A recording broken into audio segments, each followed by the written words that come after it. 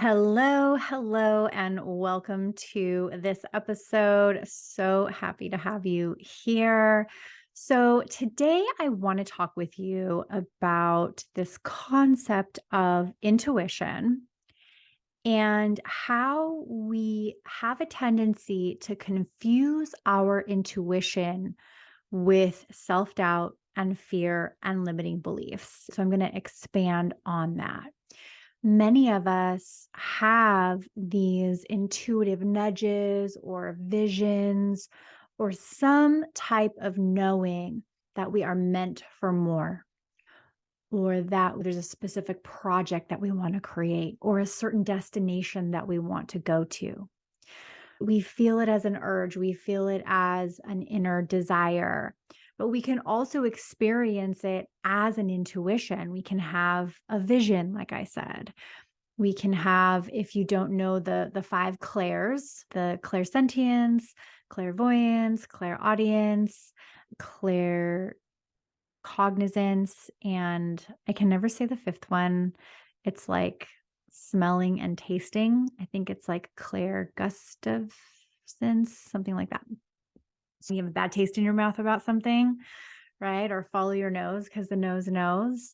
So those are indicators of that fifth sense. We may experience an intuitive knowing or calling or vision about a business or a relationship or some kind of dream.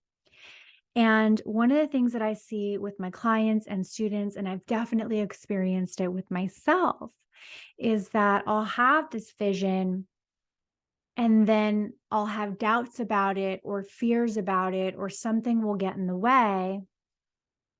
And then I start to question whether or not that intuition is accurate. I start to wonder, is that doubt intuition that I shouldn't do this? Is the fear coming up to try to keep me away from doing this because maybe I am actually not meant to do it? Unfortunately, there's language in our society that says like it could be a pipe dream. And it's not to say that there's no such thing as an unrealistic dream or vision.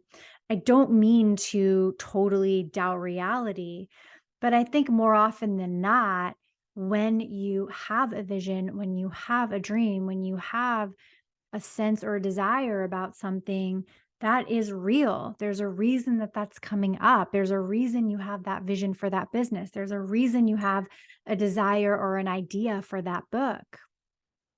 And when we do not have the skills to deal with things like self-doubt or negative past emotions like guilt or resentment, when we don't know how to regulate our nervous system so that we can freely pursue that idea, freely take action on that vision, if we are continuously preoccupied somewhere in our space, somewhere in the back of our mind, somewhere in our energy field with a negative emotion or something we're uncertain about, then we're not fully able to utilize all of who we are, all of our faculties to fully go and pursue that dream, that vision, that desire.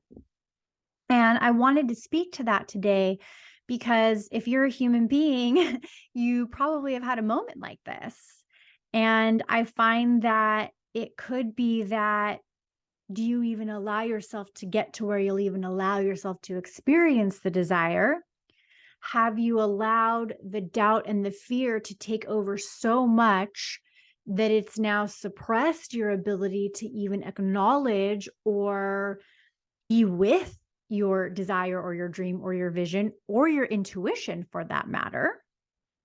So there's definitely those that fall into that side of the spectrum. I've definitely found myself there. Or do you see the vision, have the desire, but you'll sit paralyzed in actually allowing yourself to make it happen because you are preoccupied with the doubt or the fear or the internal narrative, whether it's that I'm not good enough or that it might fail or that I don't know how, or all of those things that can come up.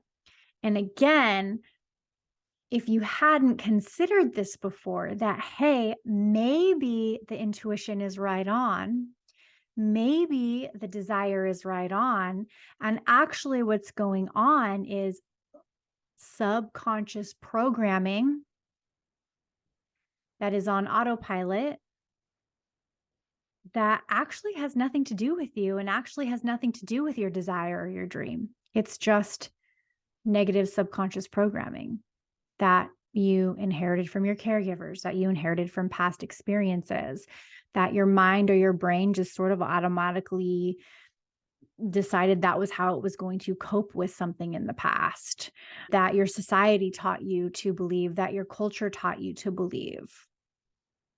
Maybe the dream and the vision is valid and real, but you just need some skills. You're just missing some skills. And actually, what a glorious adventure